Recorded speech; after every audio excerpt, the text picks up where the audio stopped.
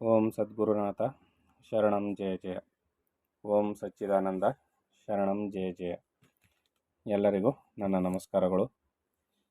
ಜ್ಞಾನೇಶ್ವರಿ ಗೀತಾಮೃತ. ಓಂಕಾರ ಸ್ವರೂಪಿಯಾದ ಪರಮಾತ್ಮ, ಆದಿಮೂರ್ತಿಯಾದ ನಿನ್ನನ್ನು ವೇದಗಳು ಪ್ರತಿಪಾದಿಸುತ್ತವೆ. ಯಾರನ್ನ? ಓಂಕಾರ ಸ್ವರೂಪಿಯಾದ ಪರಮಾತ್ಮನನ್ನ ಆದಿಮೂರ್ತಿಯಾದ ನಿನ್ನನ್ನು ವೇದಗಳು ಪ್ರತಿಪಾದಿಸುತ್ತವೆ. ಆತ್ಮಸ್ವರೂಪಿಯಾದ ನೀನು ಅನುಭವ ಮಾತ್ರಕ್ಕೆ ವೇದ್ಯನಲ್ಲವೇ? ಮೊಟ್ಟ ಮೊದಲು ನಿನಗೆ ಜಯ ಧ್ಯಾನ ಮಾಡುವೆನು. ಈ ರೀತಿ ಲೋಕದ ಜನರಿಗೆ ಅನುರಾಗದಿಂದ ಜ್ಞಾನ ಪ್ರಕಾಶವನ್ನು ಕೊಡುವಂತಹ ಜ್ಞಾನದೇವನು ಹೇಳುತ್ತಿರುವನು. ಜ್ಞಾನೇಶ್ವರಿ ಮಹಾರಾಜರು ಅಂದರೆ ಜ್ಞಾನದೇವರು ಪರಮಾತ್ಮನಿಗೆ ಈ ರೀತಿಯಲ್ಲಿ ತಮ್ಮ ಸ್ತುತಿಯನ್ನು ಮಾಡ್ತಾ ಇದ್ದಾರೆ. ಲೋಕದ ಜನರಿಗೆ ಜ್ಞಾನಾಮೃತವನ್ನು ಕೊಡ್ತಕ್ಕಂಥವ್ರು ಈಗ ಅದನ್ನು ಗೀತೆಯ ಗೀತೆಯನ್ನು ವಿವರಿಸಿ ಹೇಳ್ತಕ್ಕಂಥ ಜ್ಞಾನದೇವರು ಮೊದಲು ಪರಮಾತ್ಮನಿಗೆ ಈ ರೀತಿಯಲ್ಲಿ ಪ್ರಾರ್ಥನೆಯನ್ನು ಸಲ್ಲಿಸಿದರು. ಹೇ ಜ್ಞಾನಮೂರ್ತಿಯಾದ ದೇವ, ನೀನೇ ಗಣಪತಿಯು. ನಿನ್ನ ಮಹಿಮೆಯನ್ನು ನಾನು ಎಷ್ಟೆಂದು ವರ್ಣಿಸಲಿ? ಸ್ವರ ವ್ಯಂಜನಗಳೇ ನಿನ್ನ ಅಂಗಕಾಂತಿಯು. ಮನು ಮೊದಲಾದ ಸ್ಮೃತಿಗಳೇ ನಿನ್ನ ಅವಯವಗಳಾಗಿಯೂ, ಸ್ಮೃತಿಯ ಅರ್ಥ ಸೌಂದರ್ಯವೇ ಲಾವಣ್ಯದ ಗಣಿಯಾಗಿಯೂ, 18 ಪುರಾಣಗಳೇ ರತ್ನಖಚಿತವಾದ ಆಭರಣವಾಗಿಯೂ, ಸ್ಪಷ್ಟವಾದ ಪದಯೋಜನೆಯೇ ಮಣಿಭೂಷಣದ ಗಟ್ಟಿಯಾಗಿಯೂ ಇರುವುದು. ಅರ್ಥಸಾಗರವೇ ಭೂಷಣಗಳಿಗಿಟ್ಟಿರುವ ಕುಂದಣವು, ಪದಲಾಲಿತ್ಯವೇ ವರ್ಣರಂಜಿತವಾದ ಪೀತಾಂಬರವು, ಕೈಯಲ್ಲಿ ಸಾಹಿತ್ಯವೆಂಬ ಬಾಣವು ಚೆನ್ನಾಗಿ ಪ್ರಕಾಶಿಸುತ್ತಿರುವುದು. ಕಾವ್ಯ ನಾಟಕಾದಿಗಳು ಬೆರಳಲ್ಲಿ ತೊಟ್ಟಿರುವ ಉಂಗುರಗಳಾಗಿವೆ. ಇದರಲ್ಲಿರುವ ಅರ್ಥವೇ ಗೆಜ್ಜೆಯ ಸರವು.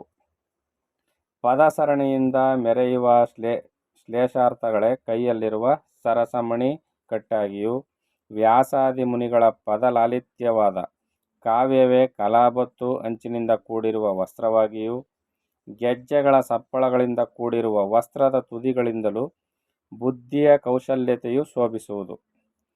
ಗಣೇಶ ಮೂರ್ತಿಯಾದ ನಿನಗೆ ಭಿನ್ನ ಭಿನ್ನ ತತ್ವ ಸಂಪ್ರದಾಯಗಳುಳ್ಳ ಷಡ್ದರ್ಶನಗಳೇ 6 ಕೈಗಳು. ತತ್ವಶಾಸ್ತ್ರವು ಪರಶುವಾಗಿಯೂ, ಇನ್ನೊಂದು ಕೈಯಲ್ಲಿರುವ ನ್ಯಾಯಶಾಸ್ತ್ರವು ಅಂಕುಶವಾಗಿಯೂ, ವೇದಾಂತ ಶಾಸ್ತ್ರವು ಮಧುರ ರಸಯುಕ್ತವಾದ ಮೋದಕವನ್ನು ಹಿಡಿದಿರುವ ಹಸ್ತವಾಗಿಯೂ, ಬ್ರಹ್ಮಬೋಧೆಯಿಂದ ಭೀತಿಯನ್ನು ಹರಿಸುವುದೇ ಅಭಯ ಹಸ್ತವಾಗಿಯೂ, ಕಲ್ಯಾಣಕರವಾಗಿಯೂ, ಧರ್ಮವನ್ನು ಸ್ಥಾಪಿಸುವುದೇ ವರದ ಹಸ್ತವಾಗಿಯೂ ಇದೆ. ನಿರಂತರವೂ ಪರಮಾನಂದವನ್ನು ಉಂಟು ಮಾಡುವಂತಹ ಸುವಿಚಾರವೇ ತಮ್ಮ ನೀಳವಾದ ಸೊಂಡಿಲಾಗಿದೆ. ಇಲ್ಲಿ ಜ್ಞಾನೇಶ್ವರಿ ಮಹಾರಾಜರು ಏನು ಹೇಳ್ತಾ ಇದ್ದಾರೆ ಅಂದರೆ, ತನಗೆ ಜ್ಞಾನ ದೀಕ್ಷೆಯನ್ನು ಕೊಟ್ಟು ಸಾಧನೆಯನ್ನು ಕಲಿಸಿದಂಥ ಅವರ ಅಣ್ಣನೇ ಅವ್ರಿಗೆ ಗುರು, ಒಡ ಹುಟ್ಟಿದ ಅಣ್ಣನೇ ಅವ್ರಿಗೆ ಗುರು, ನಿವೃತ್ತಿನಾಥರು ಅವ್ರ ಹೆಸರು. ಆ ಅಣ್ಣನನ್ನೇ ದೈವ, ಗುರುವೇ ದೈವ ಅಂತ ತಿಳಿದು ಈಗ ಅದೇ ಅಣ್ಣನನ್ನೇ, ಅವರ ಗುರುವನ್ನೇ ಗಣಪತಿಯೂ ಕೂಡ ನೀನೆ ಅಂತ ಹೇಳಿ, ಗಣಪತಿಯ ಒಂದು ಆಕಾರ ಏನಿದೆಯಲ್ಲ, ಸೊಂಡಿಲು, ದಪ್ಪ ಹೊಟ್ಟೆ, ಕೈಗಳು, ಕೈಯಲ್ಲಿ ಹಿಡಿದಿರ್ತಕ್ಕಂಥ ಆಯುಧಗಳು, ಇವೆಲ್ಲವನ್ನ ಅದು ಏನೇನು ಅಂತ ಹೇಳಿ ಅದೆಲ್ಲವನ್ನ ಅಲ್ಲಿ ವರ್ಣಿಸ್ತಾ ಇದ್ದಾರೆ. ನಿರಂತರವು ಪರಮಾನಂದವನ್ನು ಉಂಟು ಮಾಡುವಂತಹ ಸುವಿಚಾರವೇ ತಮ್ಮ ನೀಳವಾದ ಸೊಂಡಿಲಾಗಿದೆ. ಸುವಿಚಾರವನ್ನ ನಿರಂತರವೂ ಕೊಡ್ತಾ ಇರ್ತಕ್ಕಂಥ ನೀಳವಾದ ಸೊಂಡಿಲು ಯಾವುದು? ಸುವಿಚಾರ. ಮತ್ತು ಭೇದಗಳನ್ನು ಪರಿಹರಿಸುವಂತಹ ಉತ್ತಮ ಸಂವಾದವೇ ಶುಭ್ರವಾಗಿರುವ ಅಖಂಡಿತ ದಂತವಾಗಿದೆ. ಜ್ಞಾನದೃಷ್ಟಿಯೇ ಸೂಕ್ಷ್ಮ ನೇತ್ರಗಳು. ಮತ್ತು ಉತ್ತರ ಮೀಮಾಂಸೆ ಮತ್ತು ಪೂರ್ವ ಮೀಮಾಂಸೆಯೇ ನಿನ್ನ 2 ಕಿವಿಗಳು. ಸುರಸವಾದ ಬೋಧಾಮೃತವು ನಿನ್ನ ಗಂಡಸ್ಥಳದ ಮಾರ್ಗದಿಂದ ಈ ಕಿವಿಗಳಲ್ಲಿ ಹೊರಸೂಸುವುದು. ಈ ಬೋಧಾಮೃತವನ್ನು ಮುನಿಗಳೆಂಬ ಭ್ರಮರಗಳು ಬಂದು ಪಾನ ಮಾಡುತ್ತವೆ. ತತ್ವ ಸಿದ್ಧಾಂತಗಳೇ ಜಗಜಗಿಸುವ ಹವಳಗಳು. ವಿಚಾರಧಾರೆಯಿಂದ ಬೆಳಗುವ ದ್ವೈತ ಅದ್ವೈತ ಮತಗಳೆರಡು ಮಸ್ತಕ ಭಾಗದಿಂದ ಹೊರಟ 2 ದವಡೆಗಳಾಗಿವೆ. ಮಧುರ ಸುಗಂಧ ಪುಷ್ಪಗಳಂತೆ ಶೋಭಿಸುವ ಉಪನಿಷತ್ತುಗಳು ಮಕುಟದಂತೆ ನಿಮ್ಮ ಶಿರಸ್ಸಿನಲ್ಲಿ ಶೋಭಿಸುತ್ತವೆ. ಪಾದಗಳೆರಡು ಅಕಾರವಾಗಿಯೂ, ವಿಶಾಲವಾದ ಉದರವು ಉಕಾರವಾಗಿಯೂ, ಮಸ್ತಕವು ಮಕಾರವಾಗಿಯೂ ಮೆರೆಯುವುದು. ಅಂದ ಮೇಲೆ ಅಕಾರ ಉಕಾರ ಮಕಾರಗಳೆಂಬ 3 ಅಕ್ಷರದಲ್ಲಿ ಸೇರಿ ಓಂಕಾರ ರೂಪವಾಗುವುದು. ಇದೇ ವೇದದ ಗೂಢ ರಹಸ್ಯವು. ಒಟ್ಟಾರೆಯಾಗಿ ಗಣಪತಿ ಏನು? ಓಂಕಾರದ ಸ್ವರೂಪಿ ಗಣಪತಿ. ಆ ಗಣಪತಿ ಯಾರು ಅಂದರೆ ಸಾಕ್ಷಾತ್ ಸದ್ಗುರು. ಇದು ವೇದದಲ್ಲಿ ಗೂಢವಾಗಿ ಅಡಗಿರ್ತಕ್ಕಂಥ ರಹಸ್ಯ.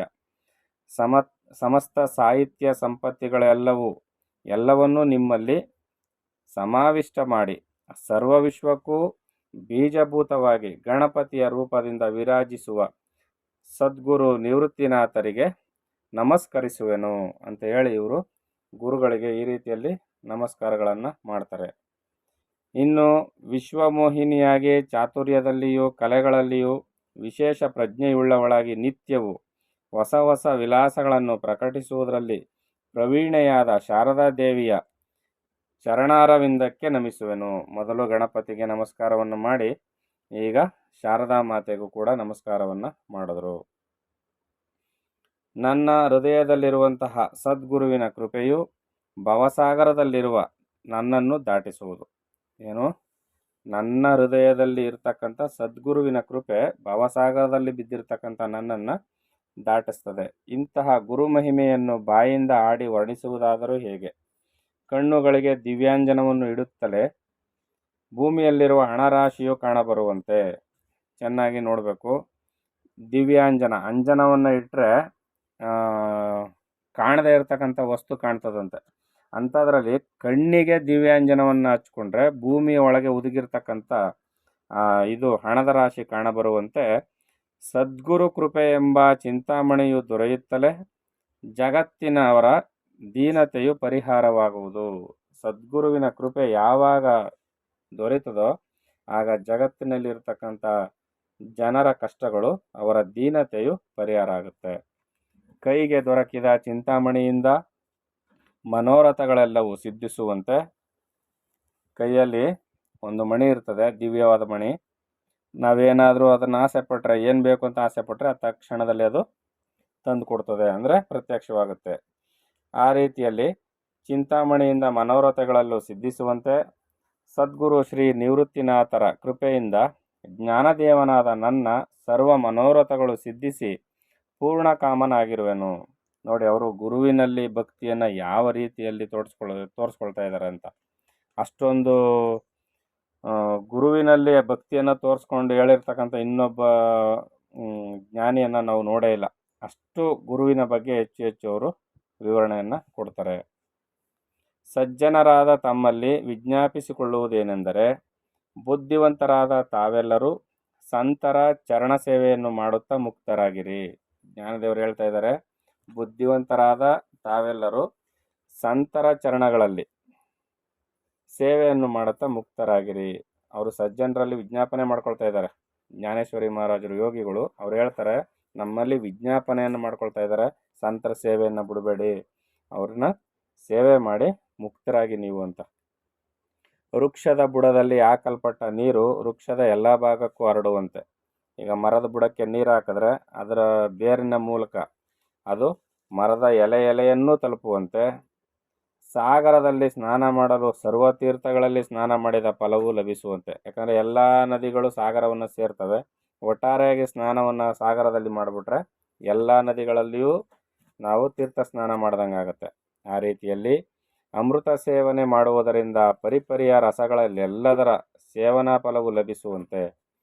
ಈಗ ನಾವೇನು ಮಾಡ್ತೀವಿ, ಮಾವಿನ ಹಣ್ಣು ಚೆನ್ನಾಗಿದೆ, ಸೇಬಿನ ಹಣ್ಣು ಚೆನ್ನಾಗಿದೆ ಅಂತ ಹೇಳಿ ನಾವು ಒಂದೊಂದು ರಸವನ್ನು ಸವಿತೀವಲ್ವಾ.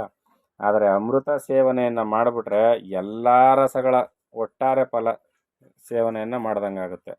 ಆ ರೀತಿಯಲ್ಲಿ ಸದ್ಗುರು ಚರಣಾರವಿಂದಕ್ಕೆ ವಂದಿಸುವುದರಿಂದ ಸಮಸ್ತ ವಾಂಛೆಗಳು ಪೂರ್ಣಗೊಳ್ಳುತ್ತವೆ. ನಮ್ಗೆ ಏನೇನು ಆಸೆಗಳಿರ್ತದಲ್ಲ, ಏನೇನು ಬಯಕೆಗಳಿರ್ತದಲ್ಲ, ಅವೆಲ್ಲವೂ ಯಾವುದರಿಂದ ಪೂರ್ಣಗೊಳ್ತವೆ ಅಂದರೆ ನಿಮ್ಮ ಗುರುಗಳನ್ನು ಸದ್ಗುರುವಿನ ಚರಣಗಳಲ್ಲಿ ನಾವು ಹೋಗಿ ವಂದನೆಯನ್ನು ಮಾಡಿದಾಗ ಈ ವಾಂಛೆಗಳೆಲ್ಲ ಪೂರ್ಣಗೊಳ್ತವೆ. ಅದರಿಂದ ಗುರುವಿನ ಮಹಿಮೆ ಅಷ್ಟೊಂದು ಮಹತ್ತರವಾದದ್ದು. ಸದ್ಗುರುವನ್ನು ಯಾವ್ಯಾವ ರೀತಿಯಲ್ಲಿ ಜ್ಞಾನೇಶ್ವರಿ ಮಹಾರಾಜರು ಕೊಂಡಾಡ್ತಾರೆ ಅಂತ ಇನ್ನೂ ಮುಂದಿನ ಆಡಿಯೋಗಳಲ್ಲಿ ನೋಡೋಣ. ಎಲ್ಲರಿಗೂ ಒಳ್ಳೆಯದಾಗಲಿ. ಓಂ ಸದ್ಗುರುನಾಥ ಶರಣಂ ಜಯ ಜಯ.